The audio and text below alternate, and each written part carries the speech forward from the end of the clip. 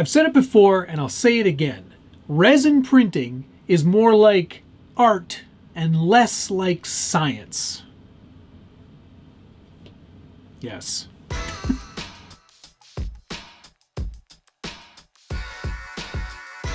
Welcome back to the Skill Builders Guild. Thanks again for watching. Today we're taking a first look, run, and review of the new-ish Elegoo Saturn 4 Ultra. And here it is right here. This is it. I mean, that's part of it, but this is the part that you should be interested in. It is a very large resin printer. And I've asked myself this question a bunch of times. I've got an FDM printer, which is standard, filament in, parts come out.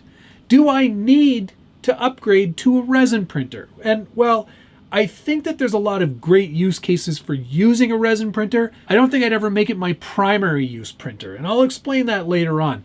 But we should go through some of the features of this machine.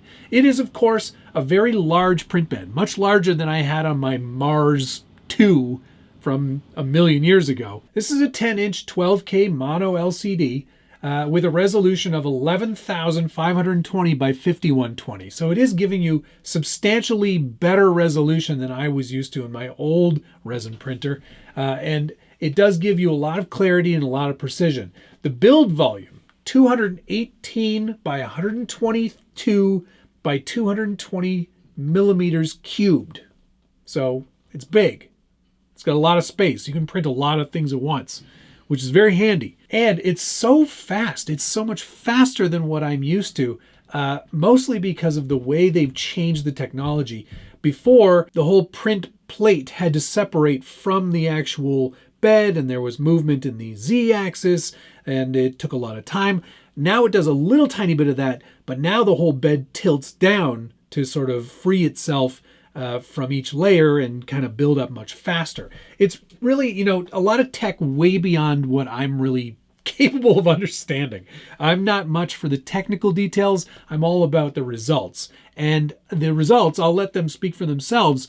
There are a lot of resin pieces that make their way onto any model.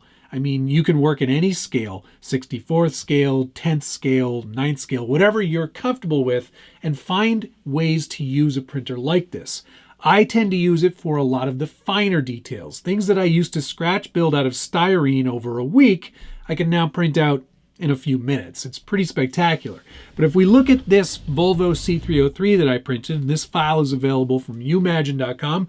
I will put a link down below to where you can pick up this file. It's excellent, very well detailed, lots of opportunities for resin printed pieces.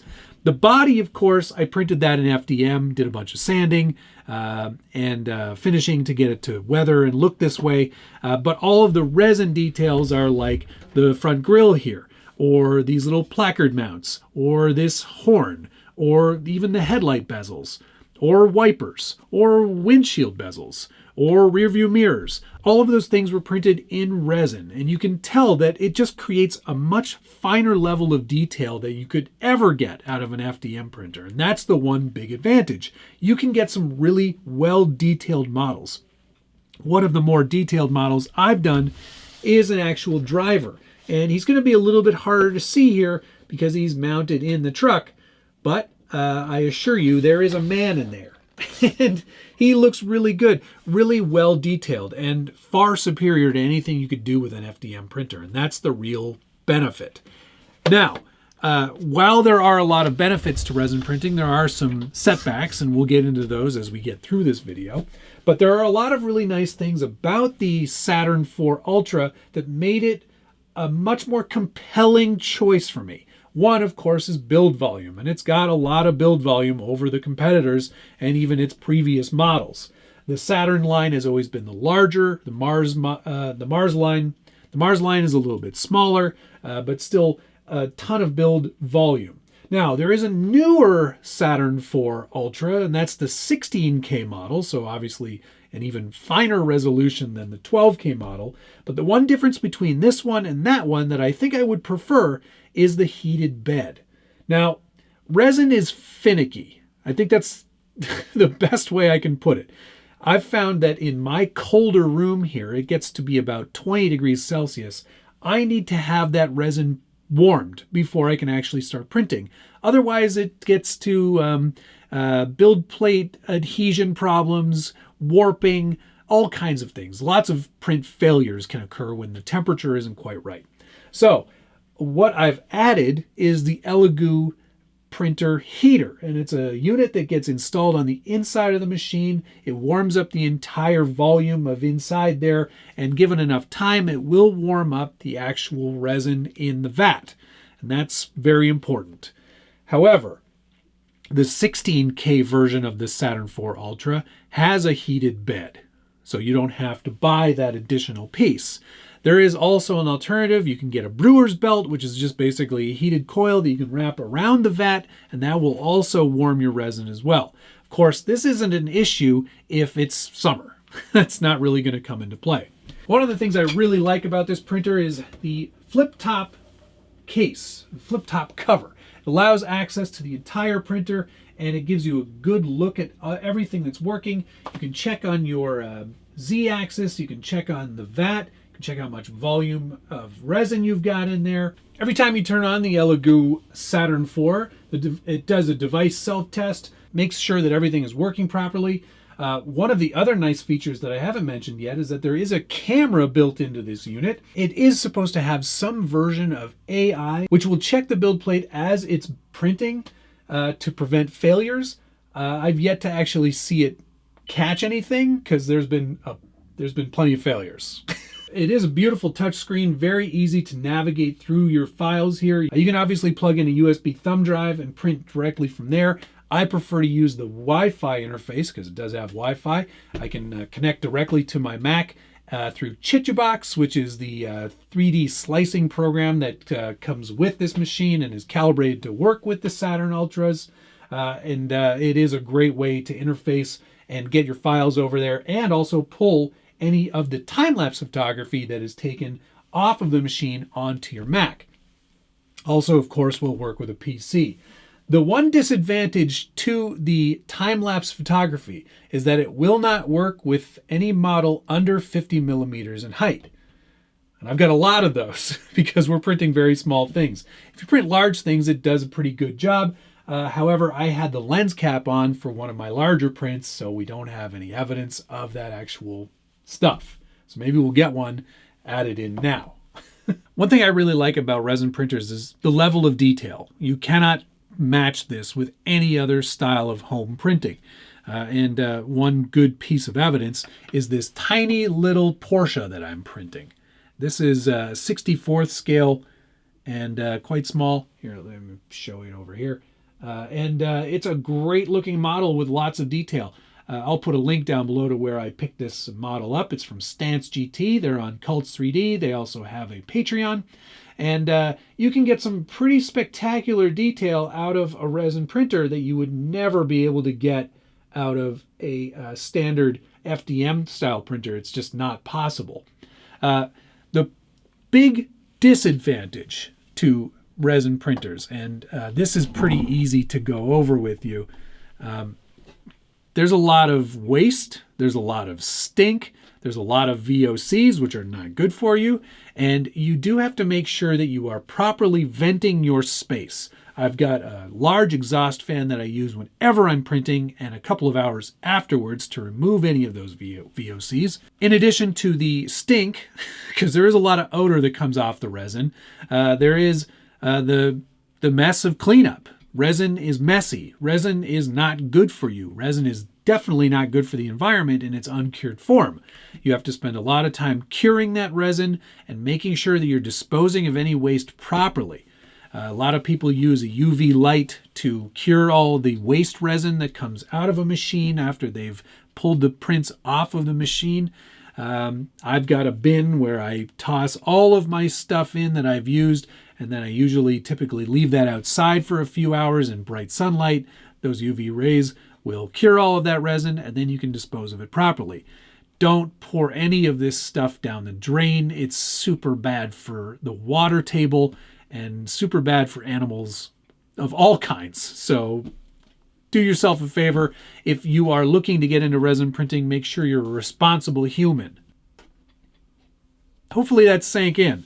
You do have to wear gloves. You should wear a respirator. It's not the cleanest method. It's not certainly as easy as FDM printing. There are a lot of failures, but the results speak for themselves, and they're pretty incredible. It's definitely worth all of that effort, especially if it's not your main machine. If you are using this every once in a while, which I highly recommend, make a space that you don't have to be in the same room as while it's printing. I never sit in here while that's working, just as a point of personal preference. I'm sure you can, but I certainly wouldn't suggest it.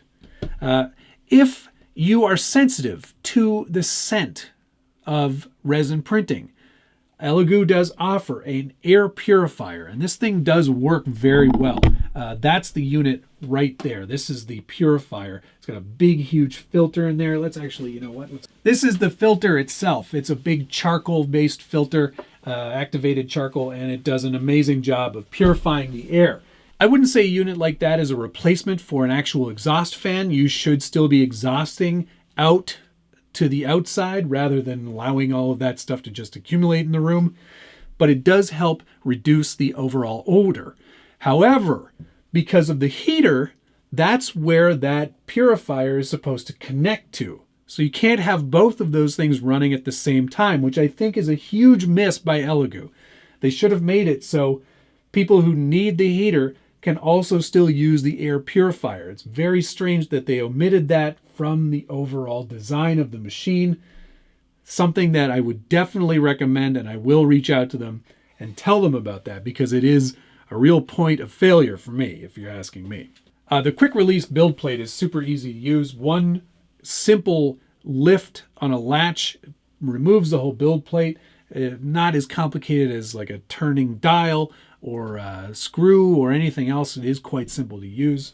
I actually haven't experienced too many issues overall with the machine. It just kind of works, except when it doesn't. And that's where I get into the art versus the science. For example, with the Bambu Lab X1 Carbon, that is pretty much just science. You hit print, it prints. I have very, very few failures on that machine, and it prints at a very fast rate and a pretty decent quality level. With something like a resin printer here, regardless of who it comes from, there's a lot more fiddling. This is like still, for me, very early days. With FDM printers, there was a lot of tinkering up until the X1 Carbon came out. We're still in that sort of tinkering phase. And while I really like the results, I don't like the failures, and I don't like the mess, and I don't like the stink. So you kind of have to look at it from the perspective of, are those small detail pieces super important to you?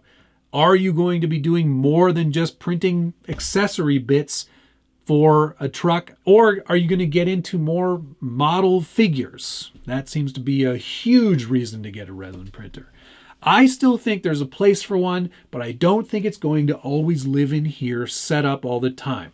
I think I'm at a premium in terms of space anyway, and this machine takes up a lot of space, plus the air filter, plus the resin wash and cure station, which I haven't even shown you, but I picked up a new one. Having one of those is very key.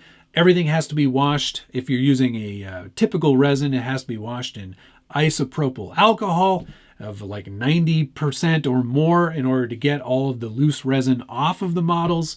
And then once that's washed and dried, you have to cure it in a UV light bath in order to make sure these parts will last the test of time.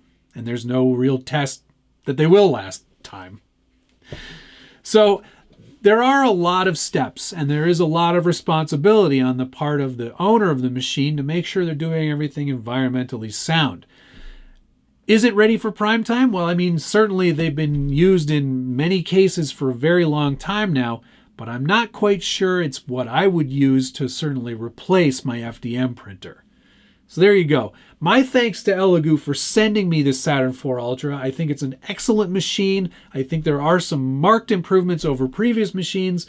I still feel like the latest iteration with the heated bed is sort of the top of the line model, and that's evidenced by the price of these machines, of course. I do think there's a place for them, especially in our hobby, and I think that as time progresses, these machines are only going to get better. I would love to see what Bamboo could do with a resin printer. If they can avoid all the stink and the mess and the poison, that would be amazing.